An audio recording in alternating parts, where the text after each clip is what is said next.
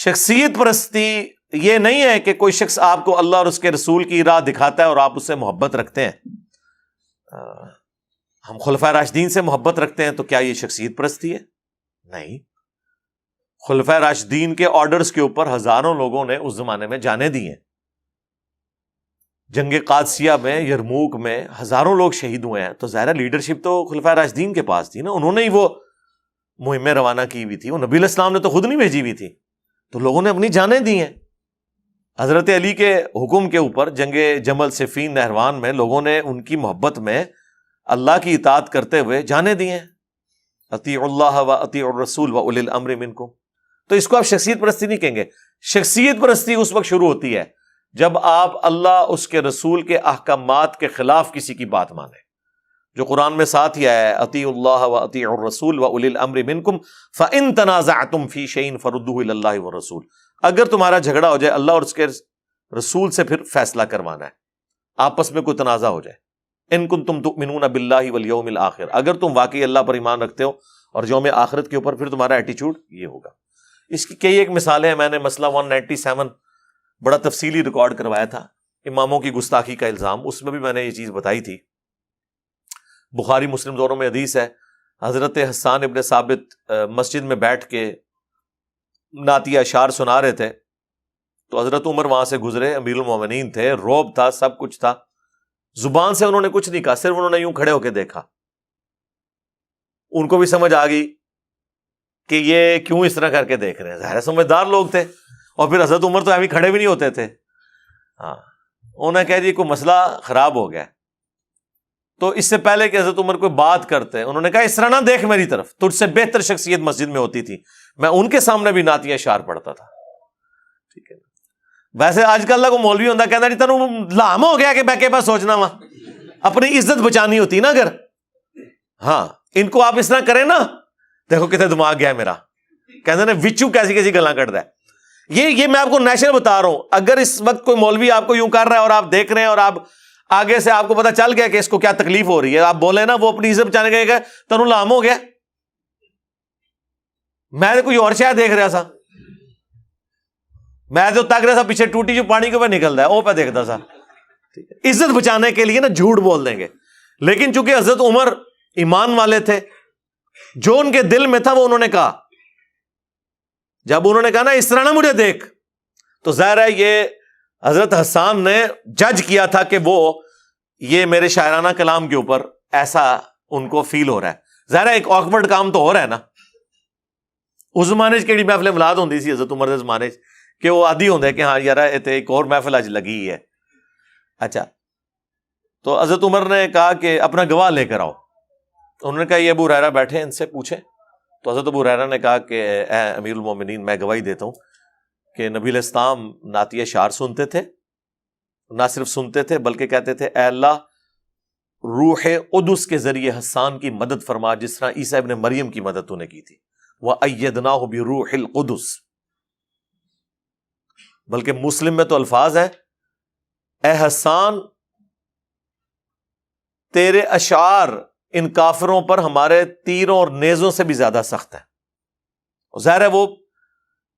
پتہ ہے نا کہ وہ ایک تو شاعری کو پسند کرتے تھے وہ لوگ، عرب کے لوگ، پھر فصیح اللسان تھے۔ آج بھی آپ دیکھ لیں بعض جملے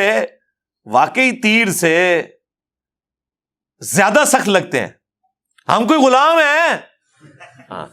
ابھی کہنے کو تو ایک جملہ ہے لیکن کدھر کدھر جا کے کس کس کو لگتا ہے۔ ٹھیک ہے، تو بعض اوقات کوئی سلوگن، کوئی جملے وہ اتنے سخت ہوتے ہیں کہ وہ گولی سے زیادہ اثر کرتے ہیں، اس زمانے میں بھی ایسا تھا۔ صحیح مسلم میں اوپر تلے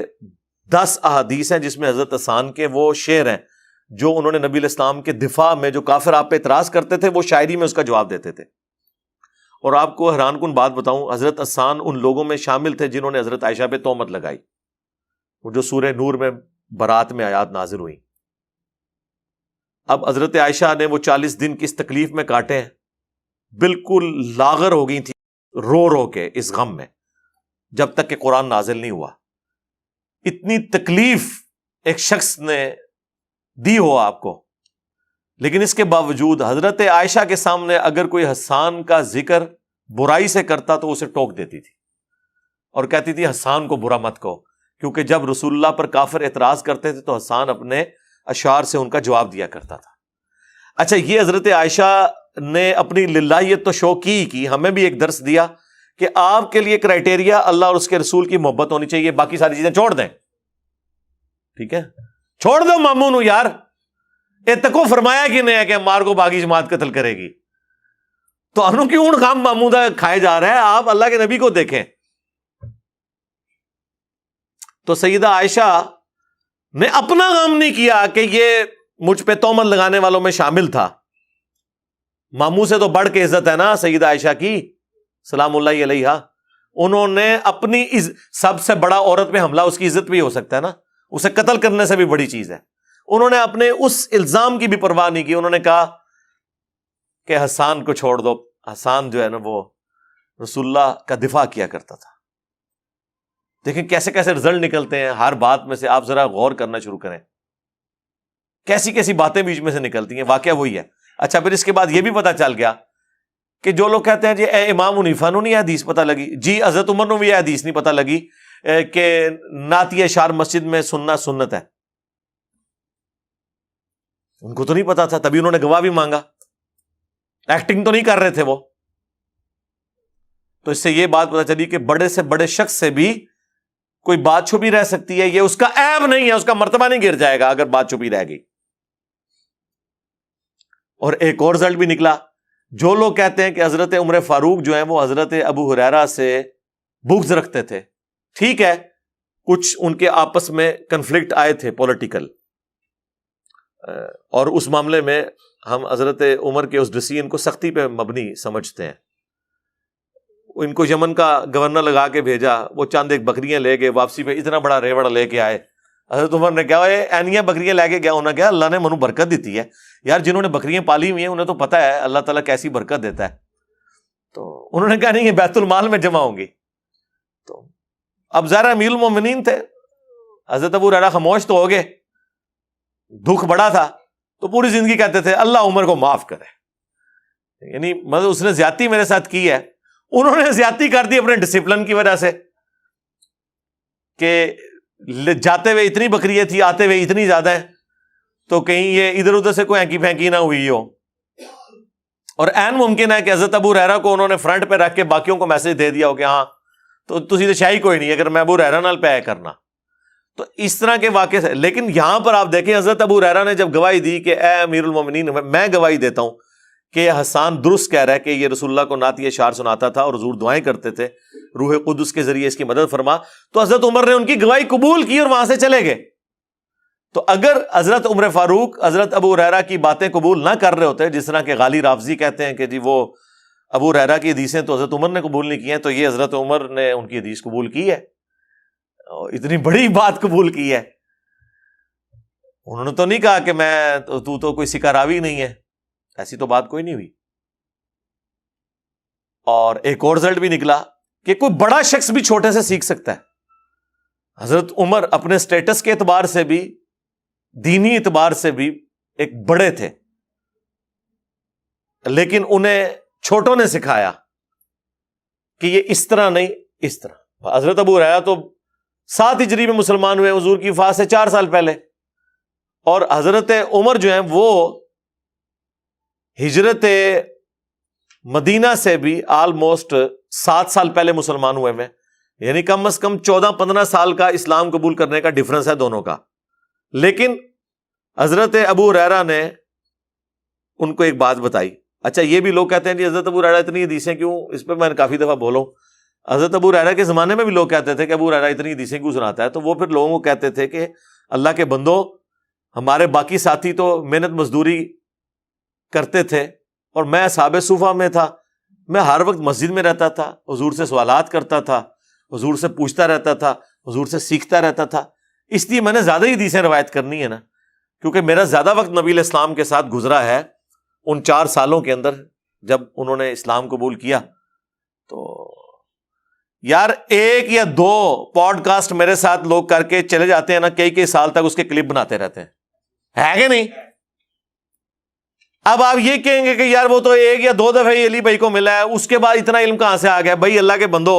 وہ 4 گھنٹے میرے ساتھ لگا کے گیا ہے۔ آپ ذرا امیجن کریں کہ حضرت ابو ہریرہ سال ہا سال اگر پورا دن مسجد میں ہے اور حضور سے گپ شپ کرتے ہیں تو کتنی پوڈ کاسٹ ریکارڈ کی ہیں انہوں نے اپنے دماغ کے اندر؟ اس سے بڑھ کر حضور کی دعا، بخاری مسلم میں حدیث، حضرت ابو ہریرہ کہتے ہیں کہ ایک دن رسول اللہ نے فرمایا کون ہے جو اپنی چادر بچھائے اور اس کے بعد کبھی نہ بھولے جو کچھ مجھ سے سنے؟ تو کہتے ہیں سب سے پہلے میں نے اپنی چادر پھینکی تو نبی علیہ السلام نے یوں ہوا میں کر کے یوں رکھا اور کہا اسے سینے سے لگا۔ انہوں نے سینے سے لگایا، اس کے بعد انہوں نے کبھی کوئی حدیث نہیں بھولے۔ اب یہ اتنا بڑا معجزہ نبی علیہ السلام کا ظاہر ہوا، یہ معجزہ ہے، یہ اسباب میں چیز داخل نہیں ہے۔ مطلب کسی کو ذہانت کوئی دے سکتا ہے، کرائمنگ پاور دے سکتا ہے، یہ اللہ کا معجزہ ظاہر ہوا۔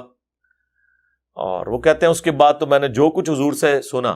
ایک حدیث میں یوں بھی آیا ہے جس طرح میں نے بیان کیا بخاری مسلم میں، اور ایک حدیث مسلم میں یوں آیا ہے کہ انہوں نے حضور سے شکایت کی کہ یا رسول اللہ میری یاداشت کا مسئلہ ہے، تو آپ علیہ السلام نے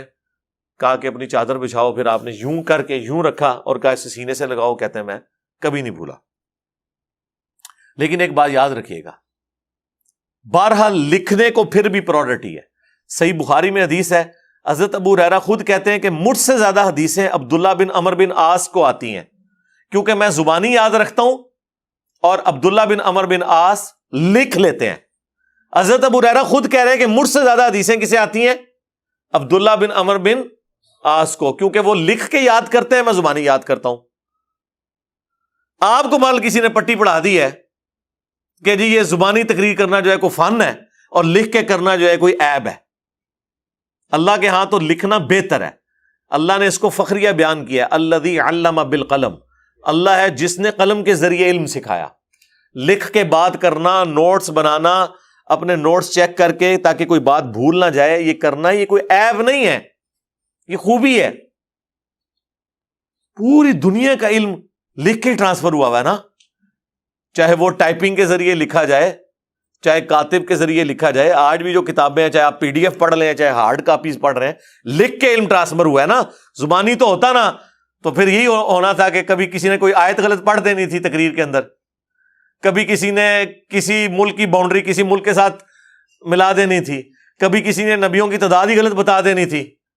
یہ زبانی کلامی کے جو اوور کانفیڈنس ہونے کے پھر یہ نتائج ہوتے ہیں نا کہ جب آپ لکھ کر کبھی کوئی خاتم النبیین سے ہی نہیں بول سکتا۔ اللہ کے بندو، زندگی میں ایک دفعہ تم لوگوں نے حلف نامہ پڑھنا ہوتا ہے،